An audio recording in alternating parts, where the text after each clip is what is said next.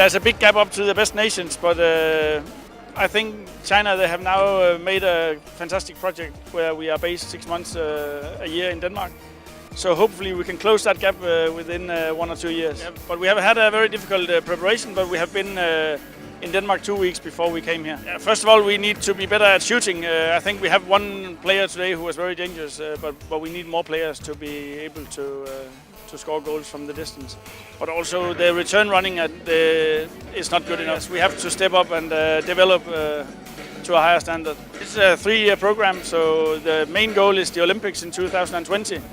But of course there's a big gap up to South Korea, and that's the team we have to beat, so it's going to be very difficult, and it's ambitious goal, but we think there's a big potential. It's a new challenge for me and for us as staff, working with a totally different culture, so we're looking forward to it.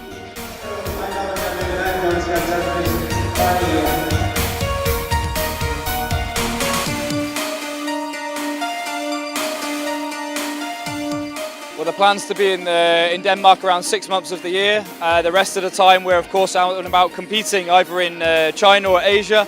For example, this summer now we'll go to Indonesia for the Asian Games, and we'll be in Beijing probably for a month leading up to this. So it's a bit 50-50, a lot of the time in Europe getting as many competitive minutes as possible, the rest of the time back in Asia. They play some good handball that we really want to keep involved in the game.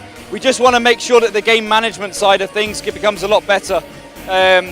You know, they've gone for the decision to employ European coaches, and that's because we need to adopt some European methods of playing. We don't intend on changing them, we just intend on giving them a few more weapons to their game that will allow us to be more competitive with the European nations. Yeah, we're learning, we take Chinese lessons and the players taking English lessons. Again, it's important that we don't go in there and try and make them adapt to our style. We go in there and we take on the challenge head forward and see whether we can learn the language. So we have, of course, Chinese interpreters at the moments where we need to communicate with them, but you know, we hope by next year we should be in a place where they speak sufficient English and we speak for sufficient Chinese that we can able to communicate properly.